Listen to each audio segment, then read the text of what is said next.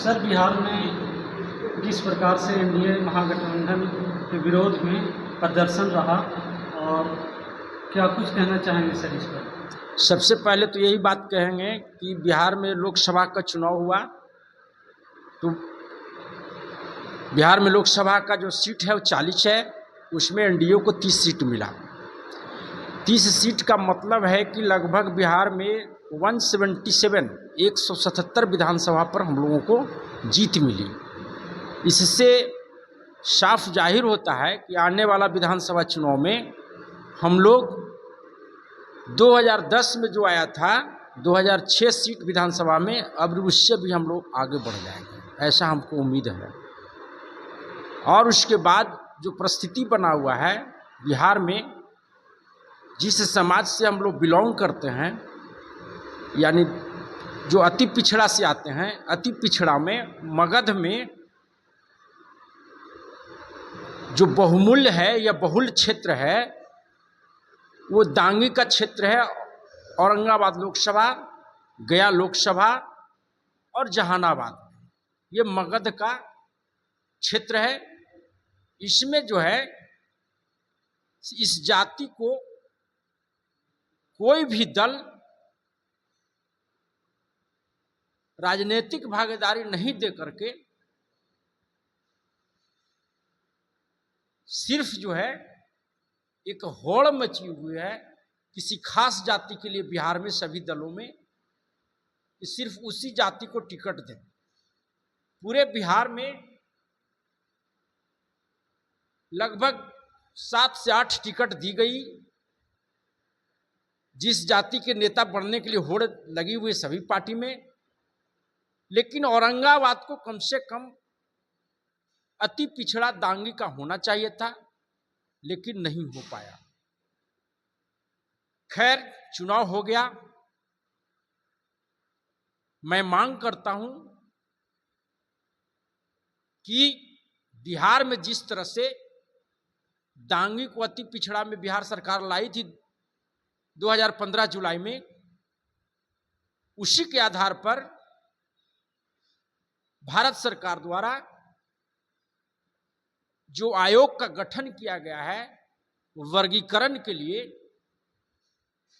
मैं मांग करता हूं कि हमारे संगठन के लोग और जो प्रतिनिधि बने हैं औरंगाबाद से, उनसे संगठन के लोगों को मांग करनी चाहिए कि दांगी जाति को पूरे राष्ट्रीय स्तर का जो कमेटी बनी है उसमें सम्मिलित किया जाए भारत सरकार द्वारा। उसके बाद जब भी हम लोग को मौका मिलेगा, निश्चित तौर पर एनडीए की सरकार 2025 में बनेगी। और मुझे उम्मीद है कि मैं गुरुआ 225 विधानसभा क्षेत्र से, मुझे उम्मीद है कि एनडीए के उम्मीदवार के रूप में मैं चुनाव लड़ूंगा, ऐसा हमको लग रहा है। और जिस तरह से हमने रूट स्तर पर काम कर रहे हैं, आज से नहीं, लगभग हम लोग 1994 से ही काम कर रहे हैं, उसके आधार पर मुझे उम्मीद है कि पार्टी हमको गुरुआ विधानसभा से उम्मीदवार बनाएगी और हम निश्चित तौर पर गुरुआ का प्रतिनिधित्व करेंगे, अगर पार्टी एनडीए टिकट देती है तब। और उसके बाद हमारा जो हक है, हमारे समाज का जो बचा हुआ है, उसके हक के लिए हम अपनी आवाज उठाएंगे और जो भी समस्या होगी उसको हम हल करने का प्रयास करेंगे। सबसे बड़ा समस्या खास करके गुरुआ, सिरघाटी के कुछ भाग, औरंगाबाद के कुछ भाग जो चिर परिचित है, उत्तरी कोयला परियोजना जो 1972 से ये स्कीम सरकार द्वारा लाई गई थी, लेकिन आज तक जो परिस्थिति है, हम लोगों को पानी का नसीब नहीं हुआ। मदनपुर से बात तक कुछ रफीगंज का क्षेत्र है, टिकारी का भी कुछ क्षेत्र है, गुरुआ का भी क्षेत्र है, आमस का भी क्षेत्र है। इससे जो है हमेशा इस क्षेत्र में सुखाड़ का स्थिति बना रहता है।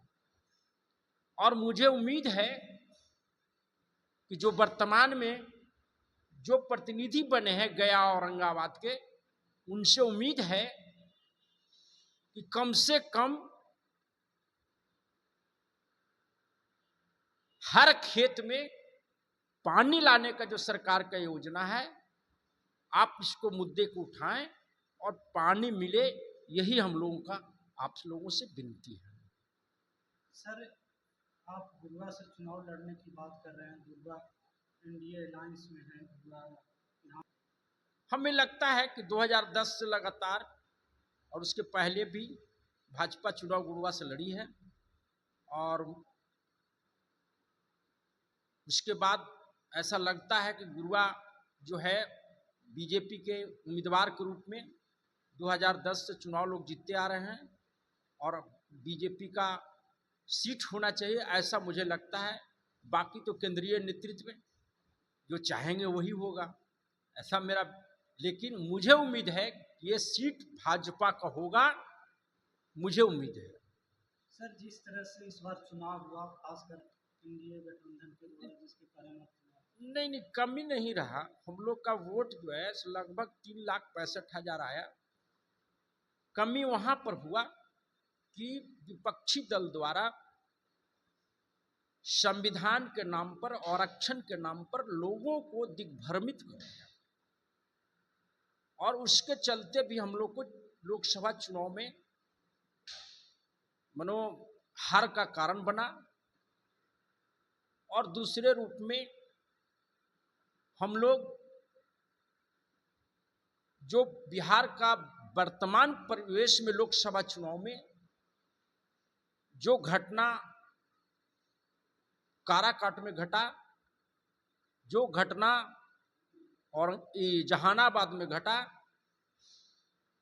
उसका असर सासाराम में पड़ा, बक्सर में पड़ा, आरा में पड़ा। तो कहीं न कहीं हम लोगों को संविधान के नाम पर कि अगर एनडीए सरकार को 400 से ऊपर आएगा तो देश का संविधान खतरे में पड़ जाएगा, ऐसा लोगों ने दिग्भ्रमित किया, जबकि ऐसी कोई बात नहीं थी। आरक्षण के नाम पर भी लोगों ने भरमाया, और इससे कुछ परेशानी हुआ, लॉस हुआ, लेकिन आगे चल करके पब्लिक समझ गई है कि न कोई संविधान को समाप्त कर सकता है, न कोई आरक्षण को समाप्त कर सकता है। इसके लिए हमारे बिहार के देश के प्रधानमंत्री आदरणीय नरेंद्र भाई मोदी जी ने भी कहा कि संविधान मेरा देश का रीढ़ है, संविधान मेरा सब कुछ है, और संविधान को ही सबसे पहले उन्होंने प्रणाम कर करके प्रधानमंत्री का ओथ लिया। बिहार का मुख्यमंत्री जी ने भी कहा कि संविधान न कभी खतरे में था, न कभी खतरे में रहेगा, न कभी खतरा होगा। सिर्फ वोट के लिए लोगों ने, विपक्षी दल ने बरगलाया, इसका चलते हम लोग को कुछ लॉस हुआ, लेकिन फिर भी हम लोग सत्ता में आ गए।